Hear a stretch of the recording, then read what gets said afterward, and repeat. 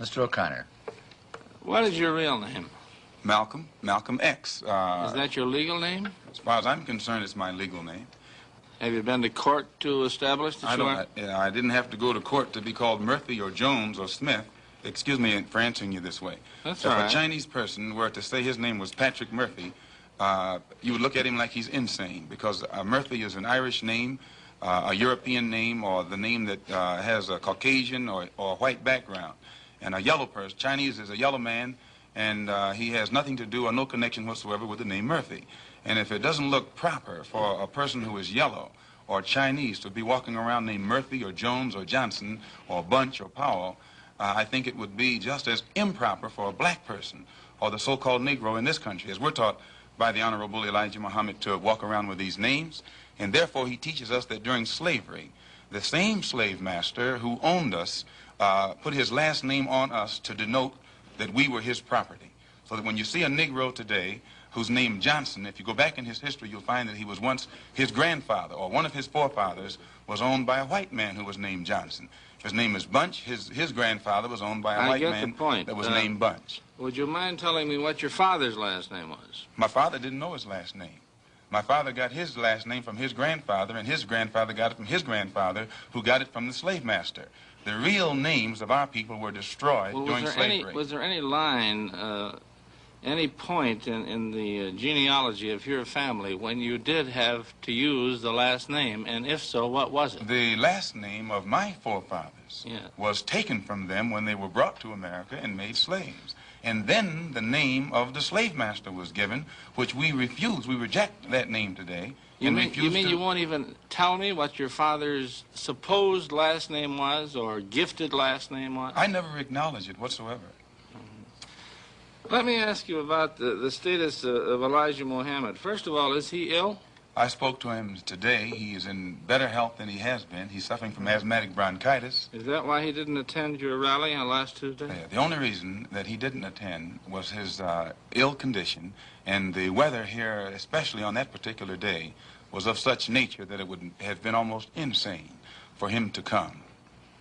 Well, now, did you hold that meeting last Tuesday because it coincided with the general election, the primary election? I think if you study the history of Mr. Muhammad's work and religious work in this country, we've had our convention on February the 26th every year for, I think, the past 33 years.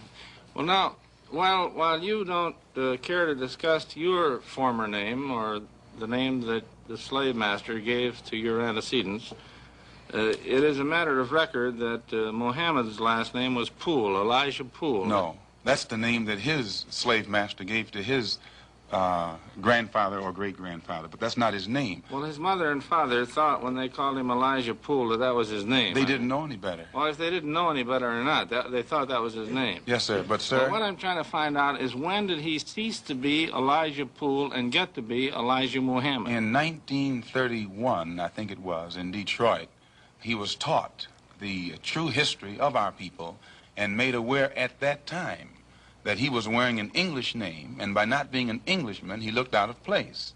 And his teacher gave him the name that he's wearing today, Muhammad, Elijah Muhammad. All right, now when did he become what he purports to be in your literature, the son of Allah?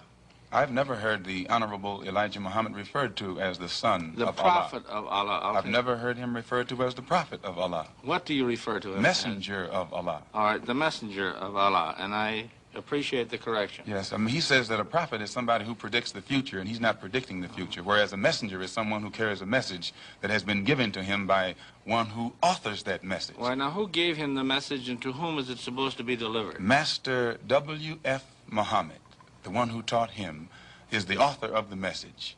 He gave it to the Honorable Elijah Muhammad, which makes him the messenger. And he's to deliver that message of truth and righteousness to the 20 million American so-called Negroes, which means he's to teach us the truth, which will awaken us, and then show us how to live a life of righteousness, which will automatically qualify us for recognition as human beings by all other righteous human beings here on this earth. Well, now, one other question. With reference to what Mr. Hurlbut asked you a little bit ago, you took a very moderate position of wanting independence without having any hatred for the whites. Do I understand that correctly? Hatred is not involved in it whatsoever.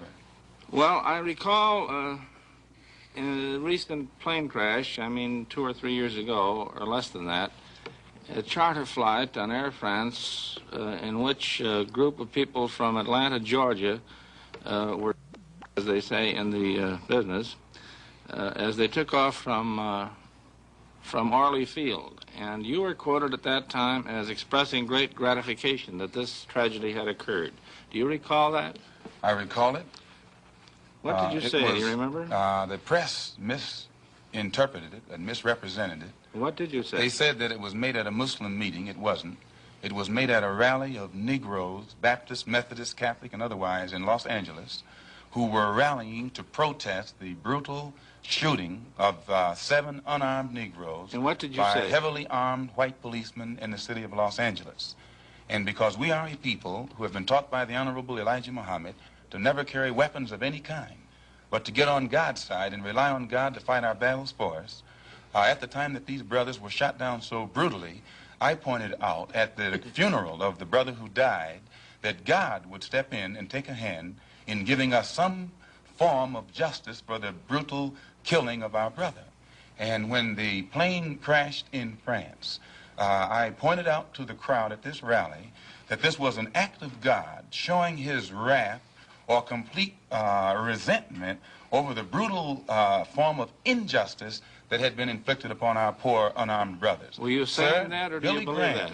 At that time, Dr. Billy Graham was in a crusade in Chicago, and the press, your papers here in this city, quoted Billy Graham of also saying that that plane crash was an act of God. And if you take time to check the newspapers, I think that you'll find that this is correct. But no one thought that Billy Graham was so wrong when he attributed the crash of this plane to his God. But when we say that it come from our God, then we're looked upon as being, outrageous. I know, but you took the position that this was a matter of satisfaction to you for an injustice done against you, and I think that that's a trifle severe. We did not think that it was a coincidence that 120 of the whites on this plane came from the state of Georgia, a state that has the worst record in the history of America for the mistreatment of black people in this country. Worse than Mississippi? They maybe are a little less Mississippi is a little less hypocritical today than Georgia, but both of them are still practicing the same thing. Now the whites in Georgia bite Negroes with a smile, whereas they used to bite them with a growl. But they're still being bitten, and we don't think that it is any worse to be bitten with a smile than it is to be bitten with a growl.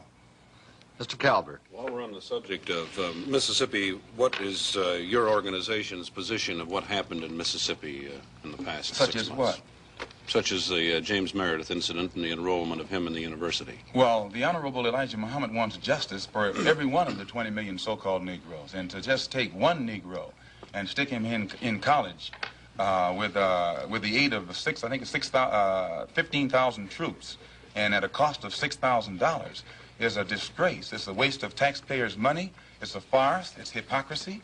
Because if it's right for one Negro to be forced into that university, then every Negro in the state of Mississippi who is qualified has the same right to go to that university. And if the government is not ready and willing to enforce the right of every Negro in the state of Mississippi, then, in my opinion, sir, it's only hypocrisy to pretend that they are for justice by pushing one Negro in and blowing it up all over the world to make it look like they're solving the problem when millions of black people in that state are still going to segregated schools and getting an inferior education. Does your organization encourage members to attempt to enter schools that have been known as all white in the past? The Honorable Elijah Muhammad doesn't discourage us from attending white schools, but he does say that it is better for us to go to our own schools, and after we have a thorough knowledge of ourselves, of our own kind, and racial dignity has been instilled within us, then we can go to anyone's school and we'll still retain our race pride, our racial dignity, and we will be able to avoid the subservient inferiority complex that most Negroes have or that is instilled within most Negroes who receive this sort of integrated education.